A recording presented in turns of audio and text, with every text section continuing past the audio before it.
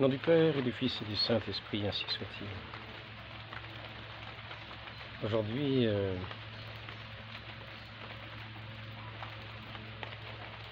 voudrais aborder un sujet qui est important, celui de savoir comment ne pas chuter cette grâce de Dieu, en tout cas dans ce qui nous conduirait à chuter par ce qui s'appelle le sentiment d'injustice. Car souvent l'injustice peut développer un sentiment de haine. Notre Seigneur nous dit le contraire. Heureux ceux qui sont affamés, assoiffés de justice, car ils seront rassasiés.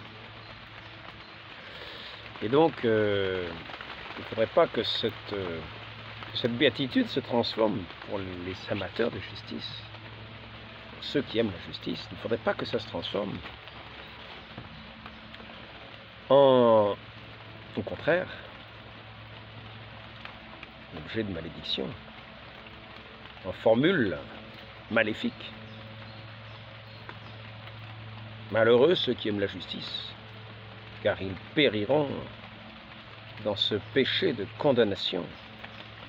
Car au lieu d'aimer, au lieu d'être dans ce règne de cet amour de Dieu, cet amour qui est le royaume véritable de notre Dieu, ils tomberaient dans ce mépris, dans cette haine de ceux qui commettent les injustices, dont ils sont tous les jours les témoins. La haine qui conduit souvent à la mort. Celui qui haït son prochain dans son cœur l'a déjà tué d'une certaine manière. Et quelquefois, ce sentiment de haine conduit au meurtre, au crime.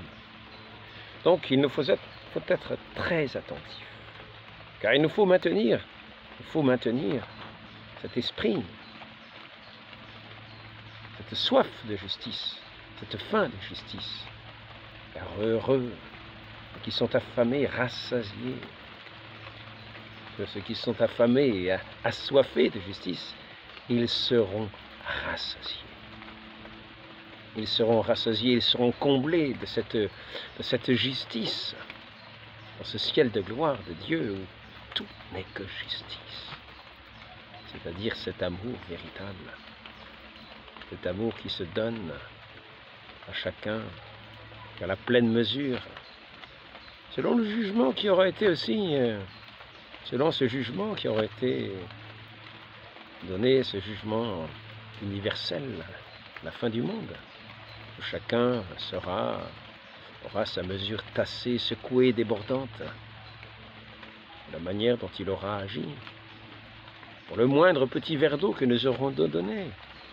Donc il nous faut être attentifs, veiller, et ne pas sombrer, ne pas périr, que ce sentiment de justice ne se transforme pas en haine intérieure, qui est la perte de l'âme, qui est la fin de l'amour, qui est l'exclusion du royaume de Dieu, qui est notre condamnation éternelle si nous mourons dans ce sentiment de haine, qui est le propre de Satan. Ce serait la victoire de Satan, malgré la victoire du Christ, qui nous promet, lui qui a remporté cette victoire sur le monde. Il nous promet d'être comblés dans ce ciel d'éternité si nous le suivons, si nous l'écoutons, si nous sommes à son écoute, en particulier dans la prière. C'est pourquoi il nous faut veiller et prier, pour ne pas tomber, car la chair est faible, comme le dit notre Seigneur, dans les tentations. Et nous pouvons être tentés, tant nous voyons d'injustice, dès que nous écoutons, dès que nous prêtons les oreilles à ce monde de haine. Car la justice, c'est la haine. Cette haine en premier de Dieu. Pour cela que notre Seigneur nous dit heureux, les affamés, les assoiffés de justice. Car nous savons que la plénitude de la justice s'accomplit dans cet amour de Dieu qui est infiniment bon. Et que la justice véritable, consistera à l'aimer par-dessus tout. Par-dessus tout. et à aimer notre prochain comme nous-mêmes, pour l'amour de lui qui a donné sa vie pour nous. Alors je voudrais aider à ne pas sombrer dans par amour de la justice, à ne pas sombrer dans cette haine qui serait notre perte. Et ainsi je voudrais montrer notre Seigneur qui est l'accomplissement à la fois qui est la vraie sagesse, qui a en lui à la fois la justice et la charité et la miséricorde. Et il en est la plénitude. Il en est l'image parfaite, il en est la réalisation dans toutes ses paroles, dans tous ses faits et gestes, dans tout ce qu'il est lui-même. Contemplons-le, ne cessons de le contempler. Ainsi, nous voyons souvent autour de nous des injustices, des gens qui vont venir jusqu'à tuer l'innocent que nous sommes, pensons-nous, nous qui sommes tous pécheurs. Nous sommes tous pécheurs. Si quelqu'un dit qu'il n'a pas de péché, c'est un menteur, nous est-il dit. Et nous ne sommes pas dans la justice. Par contre, nous pouvons être innocents de bien des manières, par bien des aspects, et être ainsi accusés, mis sur un banc public, le banc, pas sur un banc où l'on se repose, au banc de la société, accusé tout à fait injustement.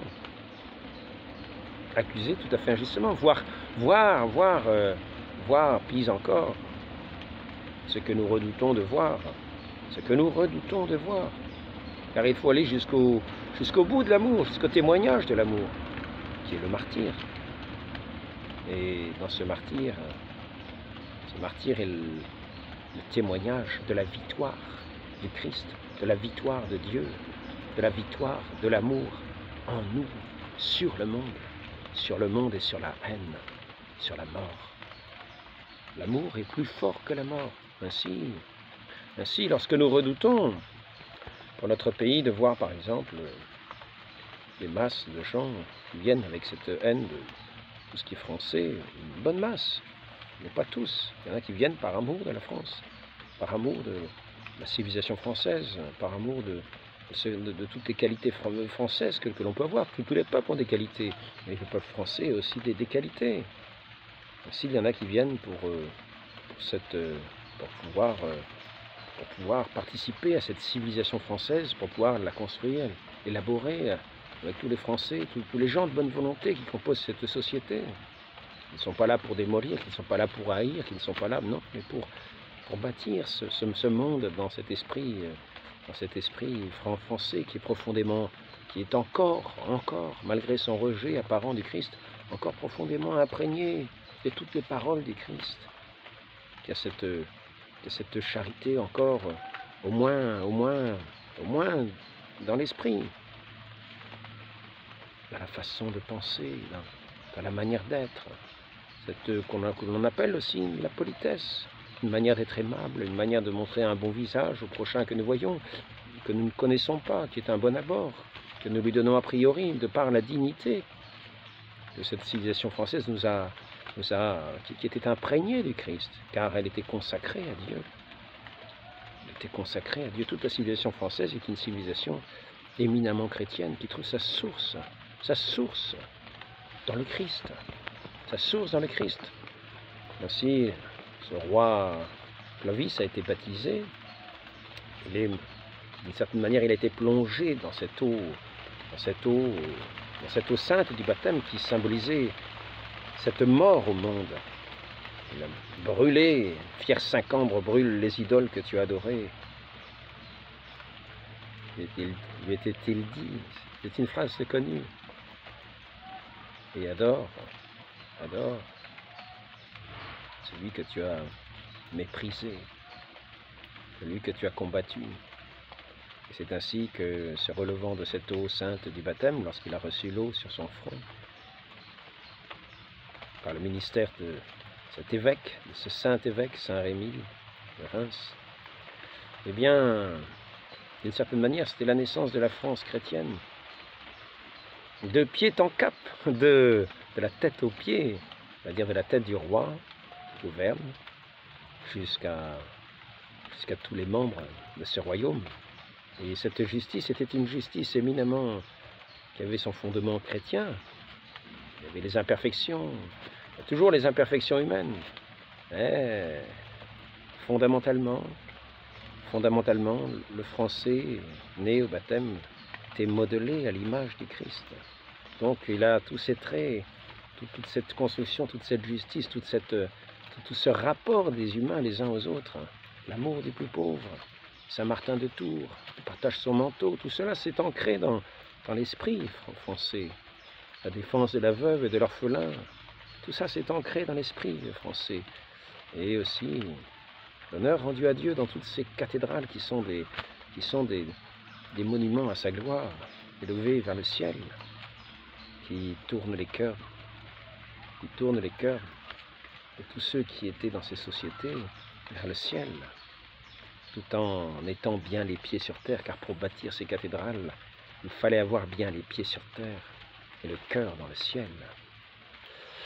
Donc sa patrie céleste, mais aussi vivre ici-bas, chrétiennement comme notre Seigneur, nous y inviter en entrant à son école de douceur et d'humilité. Donc, voici que maintenant, cette société chrétienne, tous ceux qui sont encore modelés selon cette société chrétienne, selon la configuration au Christ même, sont entrés dans ce que le Christ disait.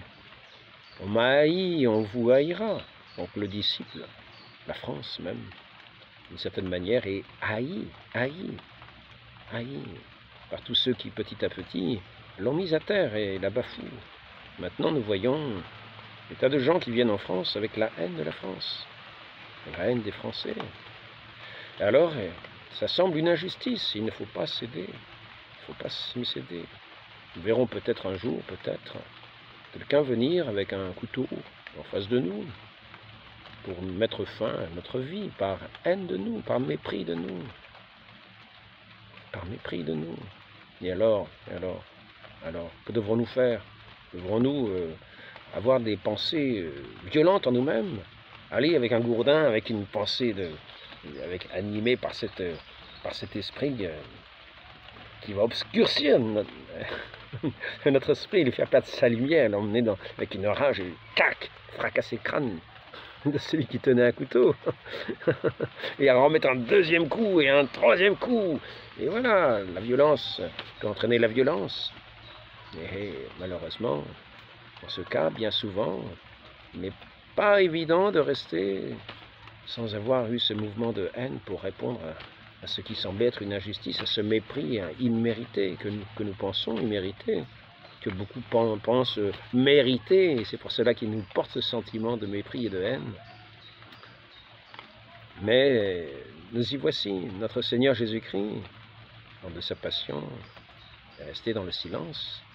Il ne s'agit pas, on a bien le droit, légitime défense, mais il faut savoir garder notre cœur intact de tout ce souffle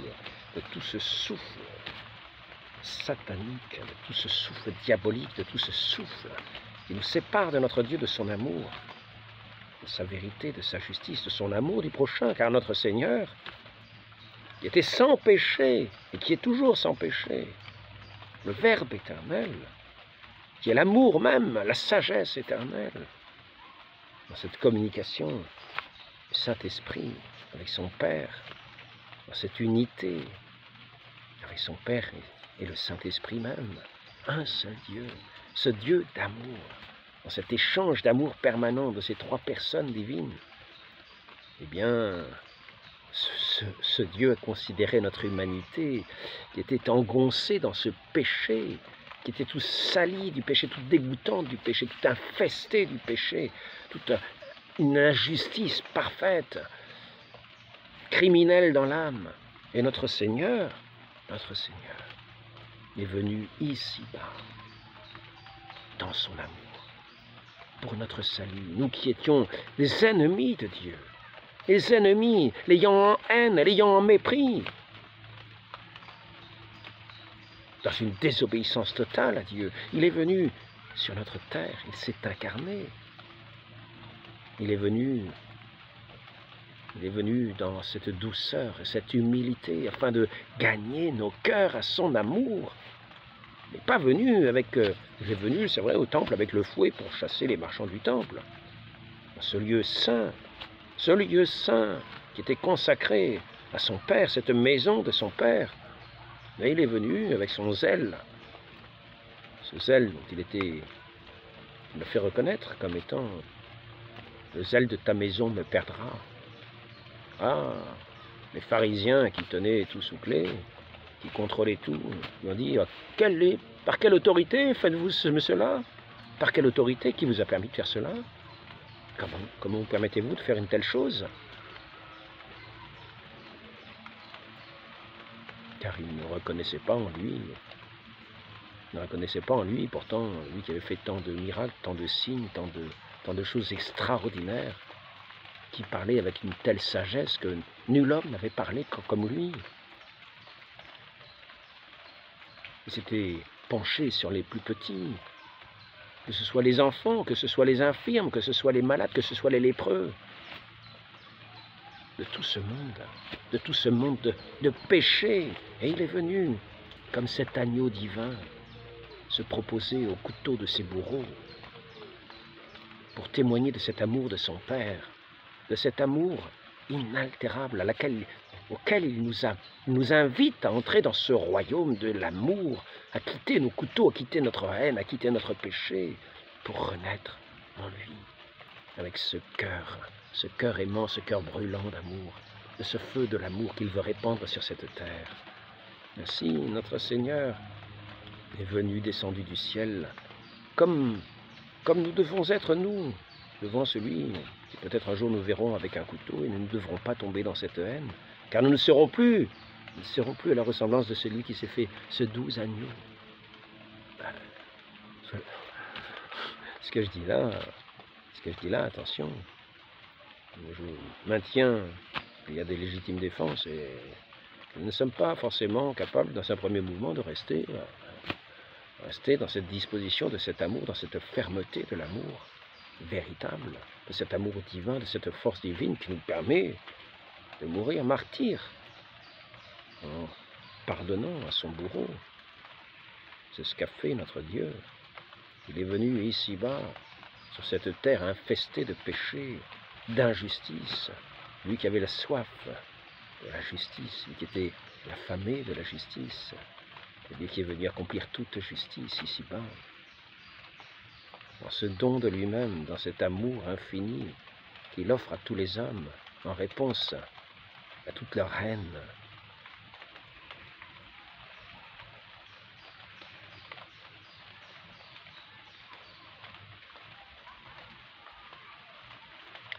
Donc, notre Seigneur est le remède.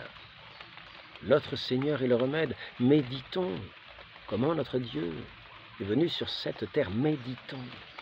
Méditons comment il s'est offert à ses bourreaux, comment il s'est offert sur la croix, à tous les coups de ses bourreaux, toutes les insultes de la populace, comment il s'est offert et comment il est demeuré dans l'amour, comment il est demeuré uni à son Père, comment il s'est donné pour ses bourreaux mêmes, quel il a offert pour ces larrons qui étaient condamnés avec lui, à côté de lui, à ses côtés, ce bon larron qu'il remet, à qui il ouvre le ciel, pour ces bourreaux à qui il demande le pardon, parce qu'ils ne savent pas ce qu'ils font. Ils sont animés par la haine, par le courroux, la colère, par le péché, par l'aveuglement.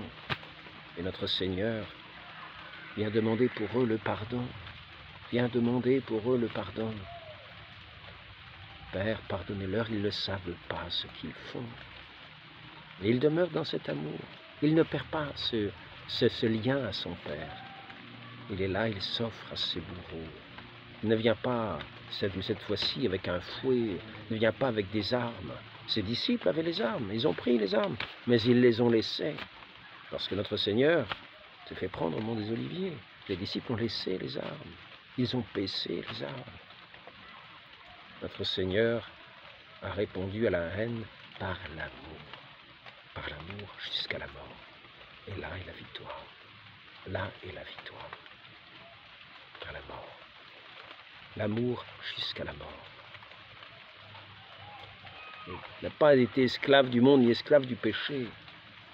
Il a remporté la victoire sur le monde. Et il nous invite à remporter cette victoire sur le monde. C'est ainsi notre baptême. Lorsque nous sommes baptisés, c'est ainsi que nous sommes baptisés. Nous mourrons à nous-mêmes. Nous vivons de cet esprit de Dieu qui est cet esprit d'amour et que nous devons conserver précieusement comme le bien le plus précieux, comme ce feu intérieur qu'il est venu allumer et qui doit remplir notre cœur comme son Sacré-Cœur qui nous est montré à pareil moignal, ce Sacré-Cœur allumé par cette flamme de l'amour sur la croix. Notre Dieu s'est offert en sacrifice d'amour, en hostie divine à son Père céleste, pour le salut des hommes, pour la conversion des cœurs et des pécheurs, pour les ramener à lui et par lui à son Père, dans cette grâce de l'Esprit Saint. Il ne faut pas contrister l'Esprit Saint par des mouvements opposés. Il faut toujours nous tourner vers notre Dieu, vers notre Seigneur Jésus le Christ. Cela n'empêche pas de mener le bon combat, si nous sommes capables de mener des bons combats, tout en gardant le cœur dans cet amour, car il nous faut être des artisans de justice, des artisans de paix, mais cette paix qui nécessite aussi d'œuvrer à la justice. Nous ne devons pas être les bras croisés devant toutes les injustices que nous voyons, mais il faut garder en nous, et c'est ce qu'a fait toujours notre Seigneur. Il n'est pas resté les bras croisés sur cette terre. Il a combattu, il a été un artisan de paix véritable par le respect de la justice, par le témoignage de la vérité qu'il est lui-même, par le témoignage de la vérité, l'accomplissement de toute la loi, des prophètes. Et sa parole n'est pas restée dans le silence quand il fallait parler, ni parler à tort et à travers quand il fallait se taire. Il a parlé avec justesse, avec sagesse, avec justice, avec amour, avec bonté, dans toute la lumière de sa divinité qu'il a exprimée de toutes les manières dans toute sa vie. Ainsi, il conduisait notre humanité à la paix, pour ceux qui étaient des artisans de paix, mais qui en est le chemin. Ainsi, il nous faut savoir combattre pour la justice, témoigner de la vérité, mais le cœur offert comme un sacrifice à la suite de notre Seigneur, sur ce modèle de ce Dieu qui se donne en croix, qui témoigne devant les hommes, comme si nous avions à prêcher sur une croix, sur cette croix où nous pouvons être immolés. Témoignage, peut-être ce témoignage par ce don de notre vie, pour demeurer dans l'amour. Si nous ne demeurons pas dans l'amour, si nous ne témoignons pas jusqu'au témoignage de notre vie, dans la vérité, à ce moment-là, nous sommes arrangés parmi les esclaves du monde. Donc, nous pouvons mener le bon combat ici-bas. Il y a des légitimes défenses, mais interdiction de tomber dans la haine. Interdiction. Si nous chutons, demandons pardon et travaillons à notre amendement dans la contemplation de ce Fils unique du Père éternel.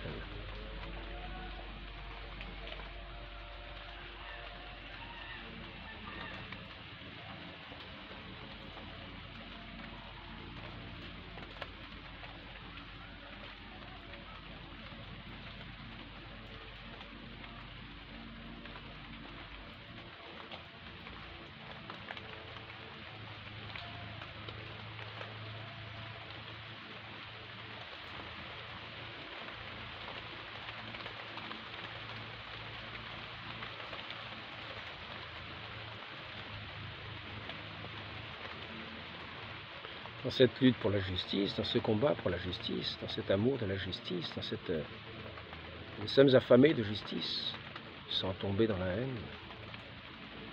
Soyons attentifs aux plus petits. Montrons-nous attentifs aux misères de nos frères. Témoignons de cet amour qui emplit nos cœurs dans les plus petites actions. Sachons tendre la main à celui qui est sur notre chemin. Sachons lui ouvrir notre cœur par un bon regard.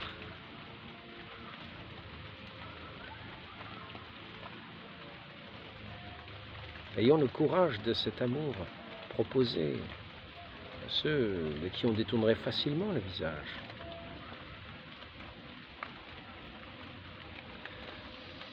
Ainsi, notre Seigneur est le remède universel à tous les maux de notre humanité. Sachons bien que notre royaume, ce règne n'est pas d'ici-bas. Nous sommes ici de passage, toujours des étrangers, même dans notre patrie. Nous sommes des étrangers. Nous allons peut-être avoir à le vivre de plus en plus, d'être des étrangers sur sa propre terre, ce qui paraît une injustice invraisemblable par ceux qui gouvernent et qui devraient au contraire veiller à ceux de qui ils ont la charge. Et cela devrait nous amener à travailler nos cœurs, à trouver ça, à entrer dans un sentiment de bouillonnement intérieur, mais il faut nous en préserver. Il faut au contraire, toujours en arriver à nous représenter celui qui est venu pour nous dans ce monde de péché, dans ce monde d'injustice, et qui s'est offert comme l'agneau divin pour nous, la divine hostie agréable au Père éternel. Donc tournons nos yeux vers notre Seigneur, à la droite du Père, ce Dieu qui nous promet son héritage, cet héritage céleste de béatitude. Rencontrons dans cette béatitude heureux les affamés, les assoiffés de justice, car le royaume des cieux est à eux. Et ne restons pas inactifs. Ne restons pas inactifs. Soyons effectivement des gens qui travaillons dans ce sens-là, qui sont des artisans de paix. Non pas d'une paix de mensonge. Non, soyons raisonnables. Il faut être raisonnable. Car il n'est pas raisonnable de laisser entrer dans un pays les gens qui vont massacrer toute une population. Donc il faut être attentif à ne pas travailler dans ce sens-là, à rétablir des vérités, mais sans haine, vis-à-vis de ceux qui nous méprisent, vis-à-vis de ceux qui nous offensent, vis-à-vis de ceux qui font notre déshonneur.